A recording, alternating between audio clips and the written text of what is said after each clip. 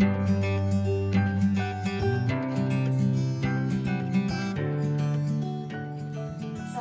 warahmatullahi wabarakatuh. Perkenalkan, nama saya Aulia Maulidah Hakimah. Saya sedang berada di Madrasah Tsanawiyah Ma'arif Ambarwinangun. Saya di sini untuk mewawancarai Kak Saiful Bari. Beliau adalah pembina pramuka Madrasah Tsanawiyah Ma'arif Ambarwinangun. Assalamualaikum, Mbak. Waalaikumsalam. Apa kabar? Baik. Bagaimana dengan dia? Alhamdulillah baik. Ya. Bagaimana? Ada sesuatu yang akan disampaikan? Sebelumnya mohon maaf, saya di sini mau mewawancara Bapak tentang kepramukaan di MTS Ma'arif Ambarwinangun. Ya, silakan. Kalau ada pertanyaan terkait dengan kepramukaan yang ada di MTS Ma'arif Ambarwinangun, kami persilakan untuk melakukan wawancara ini. Yang akan saya tanyakan terkait dengan visi misi kepramukaan di Madrasah Tsanawiyah Ma'arif Ambarwinangun ini. Bagaimana dengan visi misinya, Pak? Ya, terkait dengan visi misi pramuka yang ada di MTS Ma'arif Ambarwinangun ini, untuk visi misinya itu gugus depan Pangkalan MTS Ma'arif Ambarwinangun dalam hal kepramukaan ini adalah untuk mengembangkan potensi ataupun bakat, minat serta mental yang berlandaskan pada iman dan takwa serta ilmu pengetahuan, teknologi dan komunikasi yang nanti disampaikan kepada seluruh siswa dan nantinya diharapkan seluruh siswa dapat mengaplikasikan ilmu-ilmu yang telah disampaikan di pramuka ini dengan baik dalam kehidupan kesehariannya. Untuk misi daripada gugus depan Pangkalan MTS Ma'arif Ambarwinangun itu ada 5.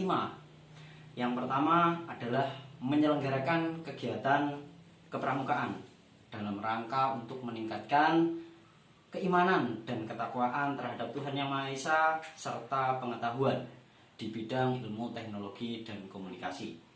Kemudian yang kedua adalah menyelenggarakan kegiatan pramuka dalam rangka untuk mengembangkan potensi ataupun bakat yang dimiliki oleh peserta didik.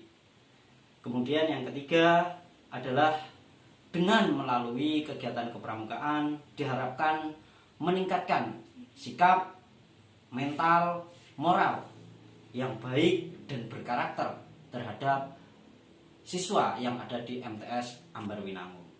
Kemudian yang keempat, misinya itu adalah melaksanakan kegiatan kepramukaan yang berorientasi pada pencapaian prestasi tentunya di bidang kepramukaan.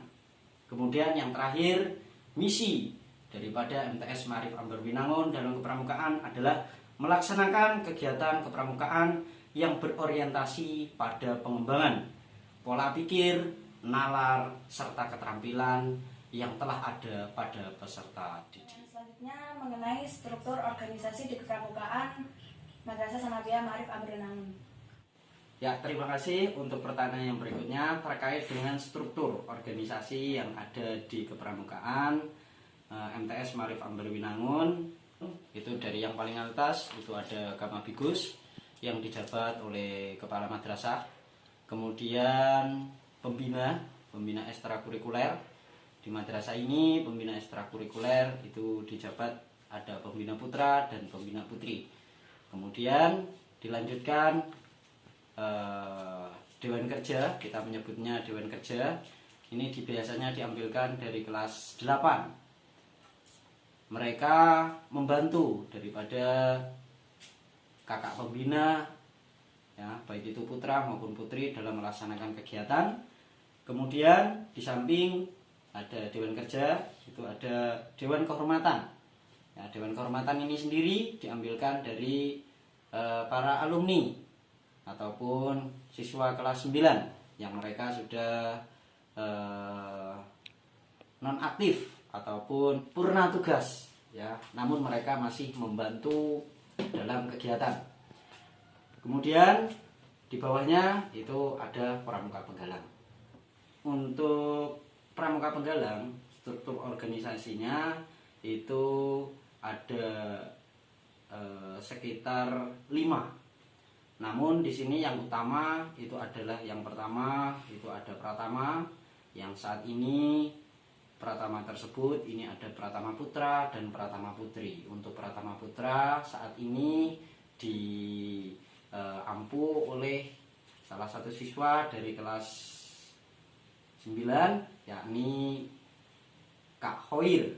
Untuk yang Pratama Putri itu oleh Kak Imas. Kemudian ada sekretaris, dalam pramuka itu biasanya disebut sebagai kerani, itu dijabat oleh Alvan Hoiri. Kemudian untuk yang bendahara itu dijabat oleh Kak Nafisah. Kemudian dari jabatan-jabatan tersebut juga dibantu oleh rekan-rekan yang lain. Ini dalam ada beberapa SIE. Yang pertama itu ada SIE Tekspram, kemudian ada SIE Kemasyarakatan, kemudian ada SIE Penelitian dan Evaluasi. Namun secara umum struktur organisasi kepramukaan di MTS Maarif Ambarwinangun itu dijabat oleh Pratama, kemudian oleh Kerani, dan oleh Juruwan ataupun bendahara. Program kerja selama 1 tahun itu bagaimana, Pak? Untuk program kerja selama 1 tahun itu dibagi menjadi 2, yakni ada program jangka pendek, ada program jangka panjang. Namun di samping itu pula, itu di dalam kegiatan kepramukaan itu juga dibagi menjadi 4 pula. Yang pertama ada kegiatan yang sifatnya mingguan, kemudian ada kegiatan yang sifatnya itu semester atau setiap pertengahan semester 3 bulan sekali, kemudian ada kegiatan yang bersifat tahunan. Untuk yang mingguan itu antara lain adalah kegiatan latihan yang dilaksanakan pada setiap hari Jumat sore.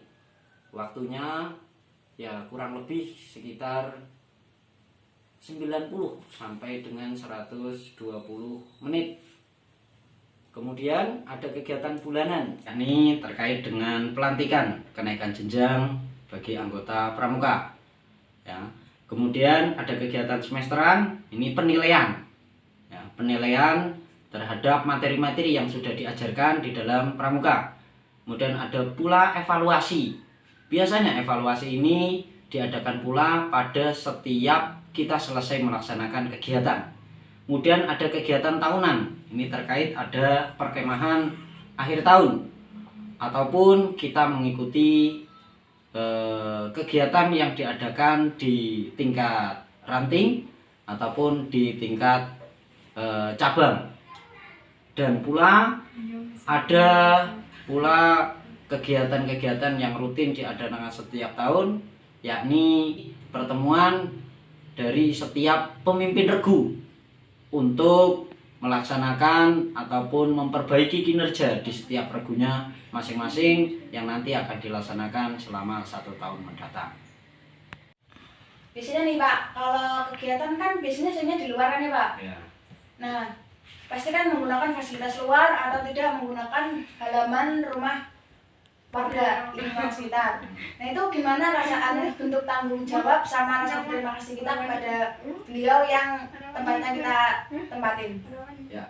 Ketika kita melakukan kegiatan yang kegiatan tersebut ini dilakukan di luar lingkungan madrasah, maka mau tidak mau kita harus pula bersinggungan dengan masyarakat, utamanya adalah warga, dan mempergunakan fasilitas umum ataupun itu fasilitas milik warga pun tidak dapat kita hindari.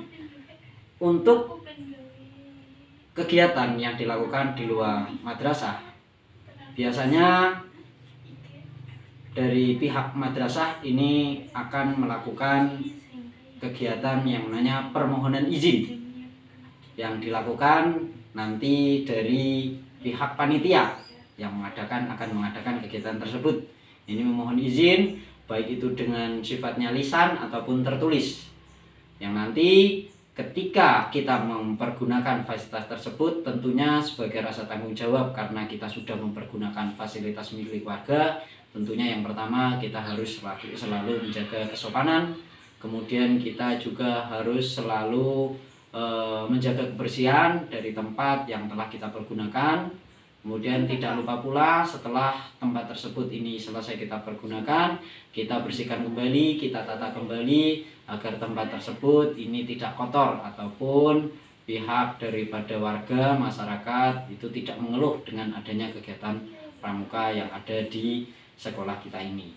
Kemudian siswa itu biasanya juga ketika mereka mempergunakan tempat-tempat yang sifatnya memakan lingkup besar seperti misalnya lapangan, itu kita biasanya mengadakan bakti sosial, membersihkan, kemudian turut serta dalam memperbaiki fasilitas tempat tersebut apabila ada kerusakan-kerusakan tertentu. Kemudian juga kita selain bakti sosial di lapangan tersebut, kita juga mengadakan bakti sosial di masyarakat, yakni dengan iuran seikhlasnya dari anggota pramuka kita untuk diberikan kepada warga masyarakat yang membutuhkan. Bentuknya bisa bermacam-macam. Ada yang itu berupa bahan makanan pokok, ada pula itu nanti bentuknya bisa berbentuk benda ataupun barang yang di situ memiliki manfaat ataupun ya berguna bagi masyarakat yang ada di sekitarnya. Misalnya kita mempergunakan musola, ya kita membersihkan musola tersebut, kemudian kita mengepel, kemudian apabila di musola tersebut ini tidak terdapat penunjuk waktu ataupun jam, ya kita pasti dengan iuran seikhlasnya kita akan memberikan jam di musola tersebut. Ataupun nanti juga bisa apabila tempat tersebut ini membutuhkan Al-Quran, kita juga bisa memberikan Al-Quran, ya tidak seberapa, namun semoga hal yang sudah kita berikan ataupun barang-barang yang sudah kita berikan bantuannya tersebut ini bisa bermanfaat bagi masyarakat yang ada di lingkungan. Gak tegang ya Pak ya? Kalau boleh saya tahu, Bapak menjabat sebagai pembina di kepramukaan di madrasah ini sudah berapa tahun ya Pak kira-kira? Ya, kalau untuk menjabat di Gudep ataupun Pangkalan MTS Maarif Ambarwinangun, saya mulai menjabat sebagai pembina ataupun diserai tugas oleh Bapak Kepala Madrasah sebagai pembina itu pada tahun 2010 waktu itu. Sekarang 2020 berarti ya kurang lebih saya itu sudah 10 tahun. Sudah lama sekali ya Pak ya? Alhamdulillah ini untuk membina anak-anak ataupun peserta didik yang ada di sekolah ini ya lumayan butuh perjuangan. Karena memang dari sebelumnya dalam bidang kepramukaan saya tidak memiliki kontinuitas, artinya beberapa waktu ya setelah saya selesai sekolah itu beberapa waktu saya tidak berkecimpung di dunia kepramukaan selama kurang lebih 4 tahun ya. Setelah 4 tahun ya 4 tahun kemudian pulang, saya di sini langsung disuruh untuk membina, padahal di situ saya belum sama sekali, ya masih nol lagi. Nah itu jadi selama 10 tahun ini saya itu ya merasa banyak sekali hal-hal yang belum saya ketahui di dalam kepramukaan.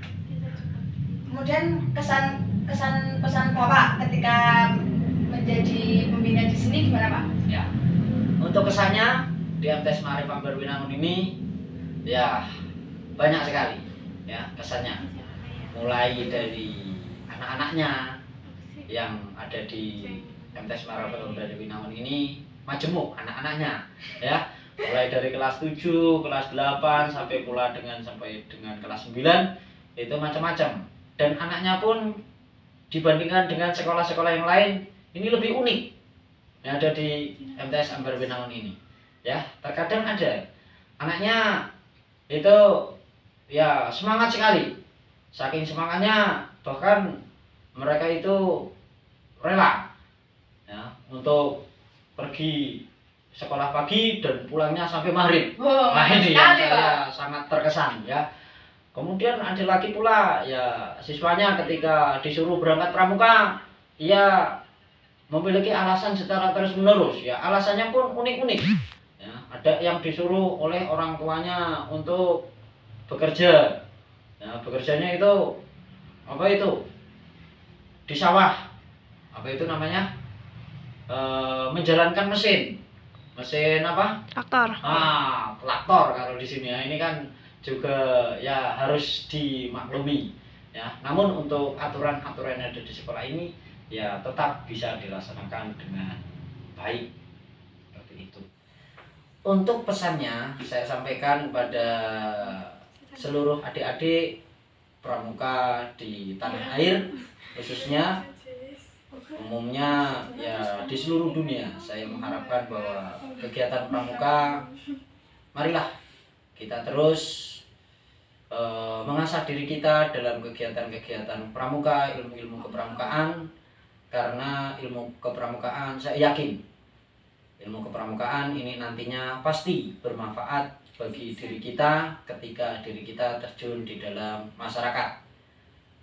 Bagi kalian semua, jangan lupa janji kalian sebagai seorang pramuka, yakni kita yang pertama harus selalu menjaga niatan dalam keseharian, utamanya adalah selalu taat kepada Tuhan Yang Maha Esa.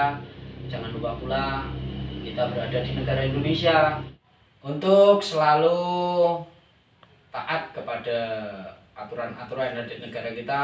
Kemudian kita juga harus selalu menjadi seorang yang memiliki jiwa Pancasila.